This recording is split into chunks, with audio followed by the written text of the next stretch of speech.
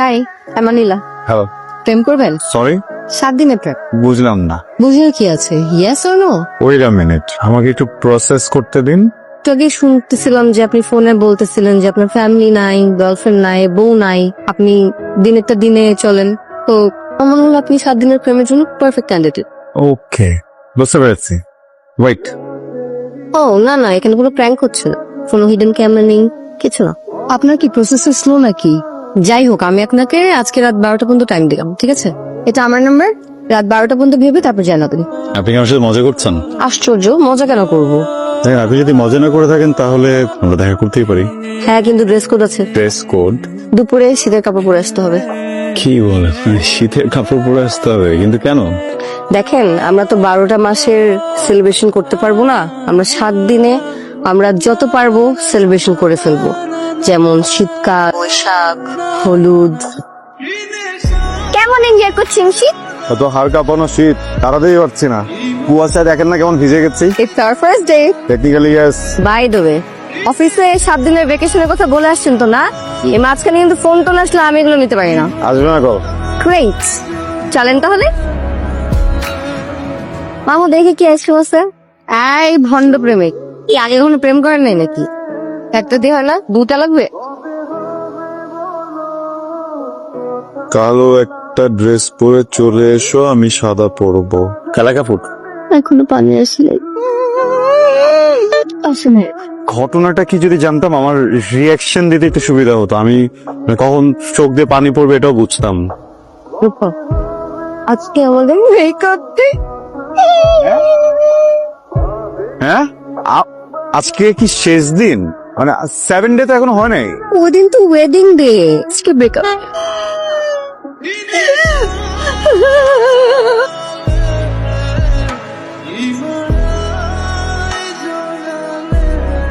Hello, আসসালামু আলাইকুম, কে বলছেন? ওয়ালাইকুম আসসালাম।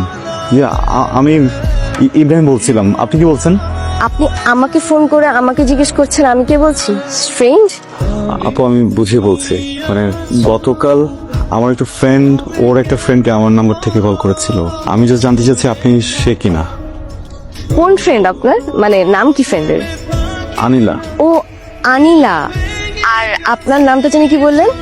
আমার নাম ইব্রাহিম। ও, ওই যে 7 ডেজ আনিলার ইব্রাহিম। জি জি জি জি জি আপু, জি। আরে ভাইয়া, কেমন আছেন বলুন? জি আমি আছি আপু। আম রিয়েলি সরি, আমি আপনাকে আসলে এই সময় হঠাৎ করে ফোন দিয়ে ফেলেছি। আমি না সকাল থেকে আনিলাকে পাচ্ছি না, ওর ফোন বন্ধ। টেক্সট করেছি বেশ কয়েকবার, কিন্তু কোনো রিপ্লাই নেই। আমি আজকে আসলে ওর সাথে আমার দেখা করার কথা ছিল। হ্যাঁ, অনেক অনেক ইম্পর্টেন্ট দিন। আমি কোনোভাবে ওকে রিচ করতে পারছি না। আপনি কি একটু প্লিজ আমাকে বলতে পারবেন ও কোথায়? আনিলার তো আজকে কেমো দিতে যাওয়ার কথা, আপনাকে বলেনি? কি কি কি বলবেন? কেমো মানে? আনিলা আপনাকে কিছু বলেনি? ও ও ও ও কেন কেমো দিবে? আর কি জানি না আমি। যেহেতু ভাইয়া ও আপনাকে কিছু বলেনি, তাহলে ওই বলবে আপনাকে। না না, কি হয়েছে আমাকে বলেন না। ভাইয়া প্লিজ, এটা নিয়ে আপনি আমাকে জোর করবেন না। একটু বলেন না প্লিজ। আপু প্লিজ এরকম করবেন না। আম বেগিং টু ইউ, প্লিজ আপু, প্লিজ প্লিজ এরকম করবেন না প্লিজ। আনিলার তো ক্যান্সার।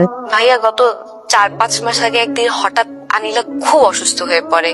ওর মুখ দিয়ে প্রচুর ব্লিডিং হচ্ছিল। ওই অবস্থায় ওকে হসপিটাল নিয়ে যাওয়া হয়, আর সেখান থেকেই জানা যায় যে ওর ক্যান্সার হয়েছে। আনিলা আসলে এমন একটা স্টেজে আছে যে ও বাঁচবে কিনা আমরা কেউ জানি না। ওর জীবনে না কখনো প্রেম ভালোবাসা আসেনি।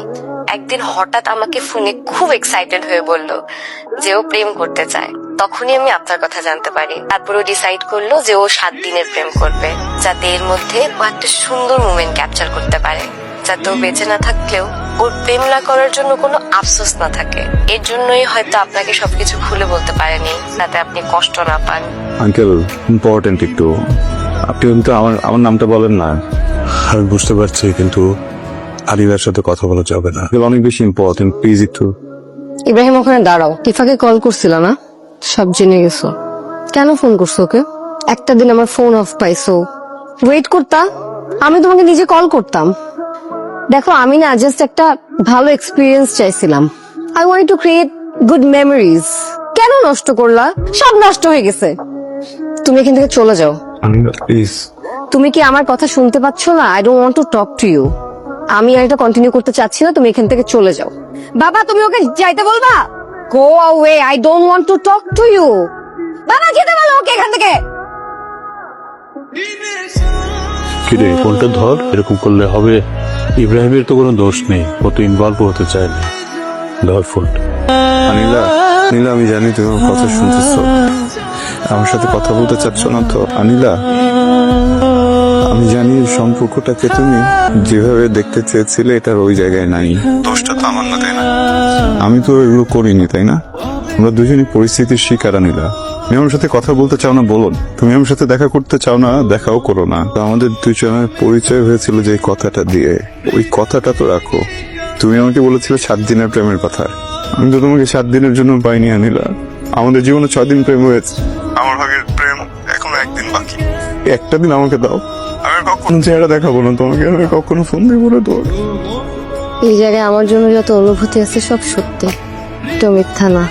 জানি আমাকে ছাড়া থাকতে তোমার অনেক কষ্ট হয়ে যাবে। সব জানো আস্তে সেখানে সব জানি। নীলা, আমি না আসলে ফেসে গেছি, বুঝিনি এভাবে ফাঁসবো।